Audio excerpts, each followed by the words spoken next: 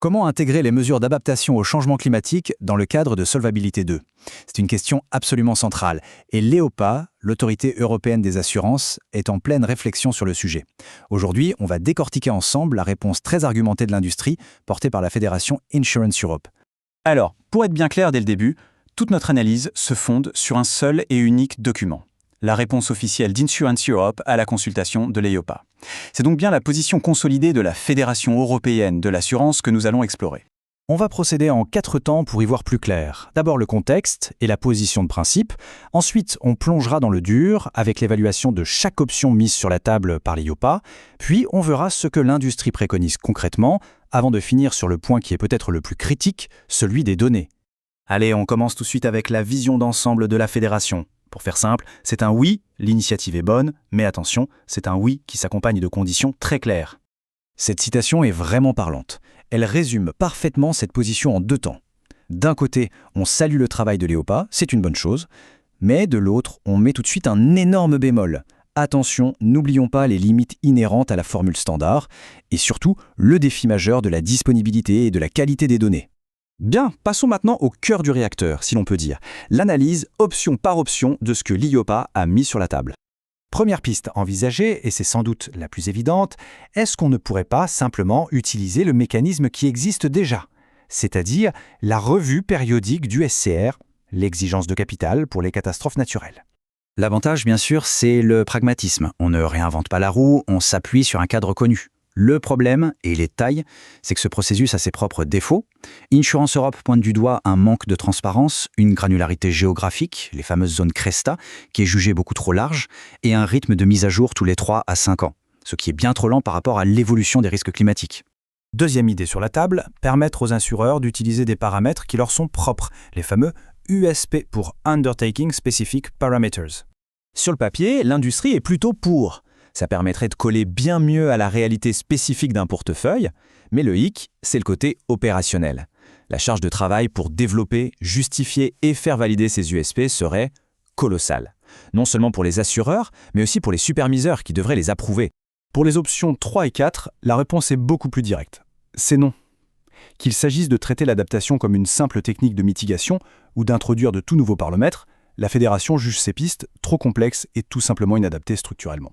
On arrive à la 5e et dernière option explorée par le régulateur, le recours aux modèles internes, qu'ils soient complets ou partiels. Et là, la position est on ne peut plus claire. Oui, les modèles internes sont une excellente voie pour les acteurs qui en ont déjà et qui maîtrisent l'outil. Mais attention, ça ne doit surtout pas devenir une obligation déguisée. La formule standard doit impérativement rester une option viable pour tout le marché. Finalement, ce tableau résume bien la situation. On a un oui franc pour améliorer ce qui existe déjà. Un oui mais pour les USP et les modèles internes qui sont vus comme des outils utiles mais exigeants. Et un non catégorique pour les options jugées trop complexes ou irréalistes.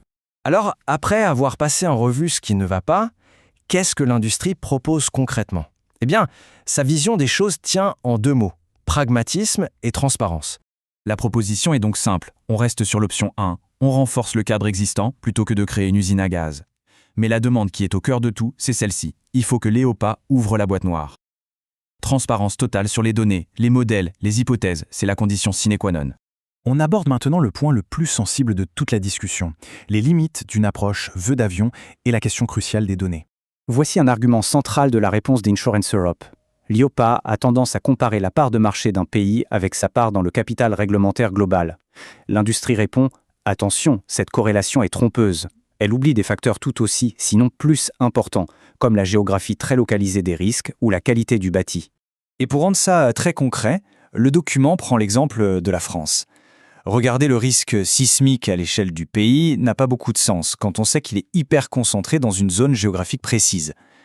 Idem pour le risque inondation, à exposition assurée égale, la vulnérabilité d'un quartier d'immeubles haussmannien à Paris n'a rien à voir avec celle d'une zone pavillonnaire. Et pour vraiment enfoncer le clou sur ce sujet, il y a un chiffre qui ressort de l'analyse et il est assez spectaculaire, moins 80%. Alors, d'où sort ce chiffre? Il vient du propre document de consultation de l'EIOPA. Il montre que si l'on prenait correctement en compte les mesures d'adaptation locales en Grèce, comme les normes de construction parasismique, le facteur de risque chuterait de 80%.